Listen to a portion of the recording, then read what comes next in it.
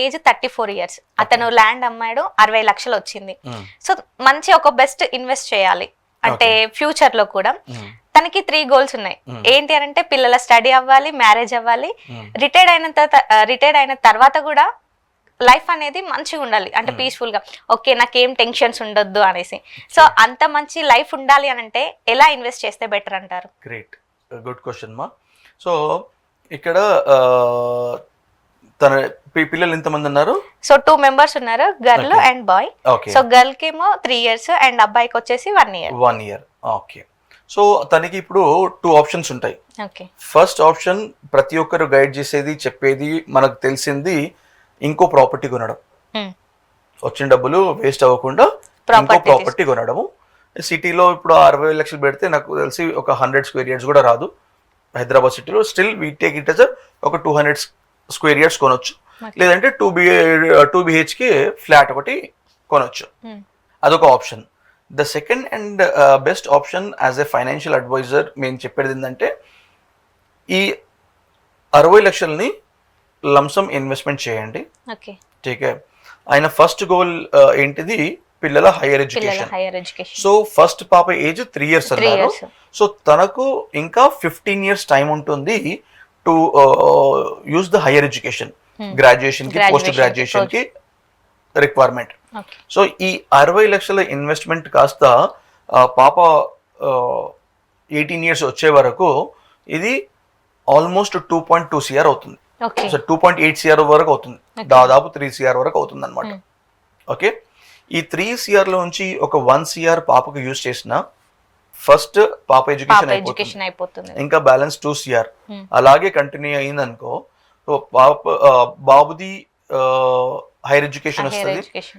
బాబుది higher education వచ్చేసరికి ఇది కాస్త దాదాపు ఇంకో 4 CR వరకు ఉంటుంది. ఇంకో 1 CR యూజ్ చేసుకున్నా దెన్ నెక్స్ట్ 5 years కి పాపది మ్యారేజ్ వస్తుంది. ఠీకే. పాప మ్యారేజ్ వచ్చే వరకు ఇది కాస్త ఒక 10 CR వరకు ఉంటుంది.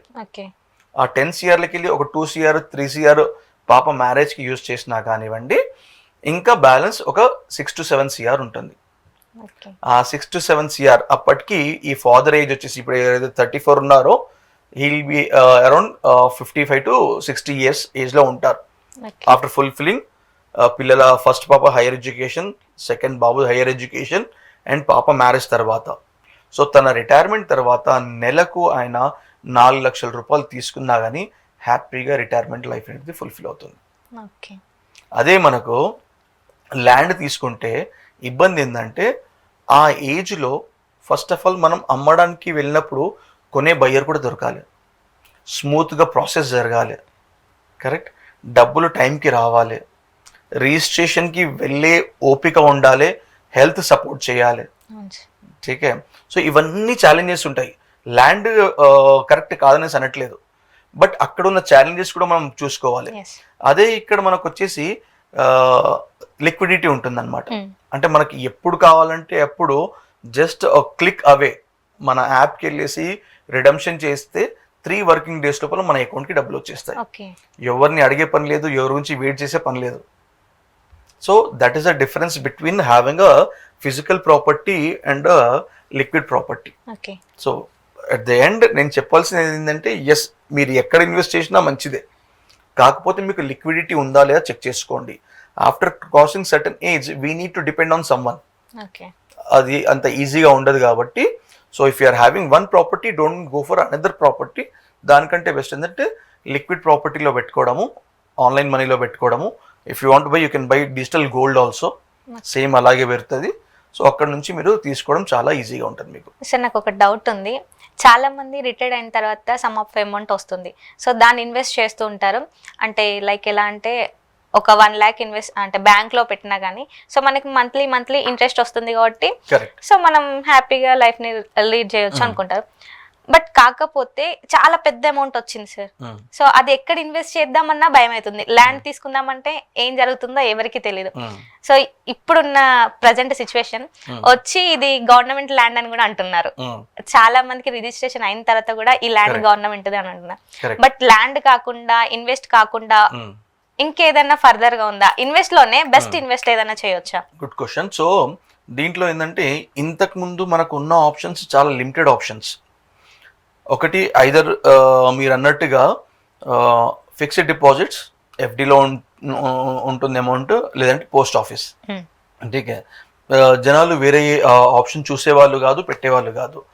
The best possible ways doing SWP, systematic withdrawal plan. So దీంట్లో అయితే బల్క్ అమౌంట్ వచ్చిందో, ఫర్ ఎగ్జాంపుల్ వాళ్ళకు ఒక 10 లక్షల రూపాయలు ఆర్ ఒక 20 లక్షల రూపాయలు వచ్చింది అనుకుందాం. టీకే ఆ 20 లక్షల రూపాయలు ఇన్వెస్ట్ చేసేసి నెలకు ఒక 12 నుంచి 14 వేల రూపాయలు హ్యాపీగా తీసుకోవచ్చు. లైఫ్ లాంగ్ తీసుకోవచ్చు. లైఫ్ లాంగ్ తీసుకున్నా సరే ఇక్కడ మన డబ్బులు కూడా పెరుగుతూ ఉంటాయి. వేరే పోస్ట్ ఆఫీస్ కానీ ఆర్ఎల్స్ ఫిక్స్డ్ డిపాజిట్ కానీ మన పెట్టిన అమౌంట్ నుంచి మనకి ఇంట్రెస్ట్ ఇస్తారు. మన పెట్టిన పెట్టుబడి ఎప్పటికీ పెరగదు, ఒక్క రూపాయి కూడా పెరగదు.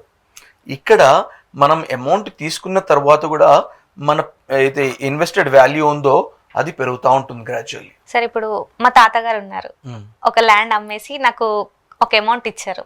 ఇప్పుడు నేను ఏం చేసుకుంటాను? ఏం చేసుకోవడానికి ఉండదు. ఏదైనా చేద్దామన్నా గోల్డ్ లేదంటే షాపింగ్, అంతకు మించి ఎక్కువ ఏం చేయలేను. బట్ ఈ అమౌంట్ ఇప్పుడే ఖర్చు పెట్టకుండా ఫ్యూచర్ లో కూడా నాకు అంటే ఏదైనా మ్యారేజ్ కానివ్వండి, లేదు స్టడీస్, లేదు నాకు పుట్టబోయే పిల్లలకి ఖర్చు పెడదామన్నా కానీ ఆ అమౌంట్ అలానే ఉండాలి. ఇంకా నేను ఏమనుకుంటాను, అది ఇంకొంచెం ఇంక్రీజ్ అయితే బాగుండేమో అనుకుంటాను. సో అది ఎలా ఇన్వెస్ట్ చేయాలంటారు? ఇక్కడ మనం ఇందాక మాట్లాడుకున్నట్టుగా లంసమ్ ఇన్వెస్ట్మెంట్ ఏదైతే చేస్తామో ఎవ్రీ 5 years కి డబుల్ అవుతుంది. Simple logic. ఫర్ ఎగ్జాంపుల్ నీకు 10 లక్షల రూపాయలు పెట్టుబడి పెట్టామా, ఫస్ట్ 5 years లో అది 20 లక్షలు అవుతుంది. ఠీకే, నెక్స్ట్ 5 years లో 20 కాస్త 40 అవుతుంది. 15 years లో అది 80 అవుతుంది. 20 years లో అది 1,60,00,000 అవుతుంది.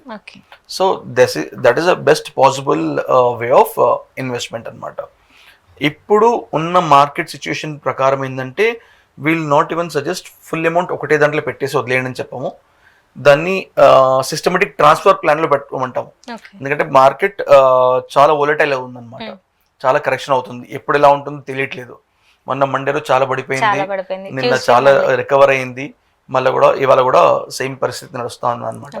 సో దానికి ఏం చేస్తాం అంటే సిస్టమేటిక్ ట్రాన్స్ఫర్ ప్లాన్ పెట్టుకోండి. మీరు ఒక ఫండ్ నుంచి ఇంకో ఫండ్కి వెళ్తూ ఉంటుంది. దాని ద్వారా ఏంటంటే మార్కెట్ పడ్డప్పుడు will get more number of units, market పెరిగినా పెరుగుతూ ఉంటుంది.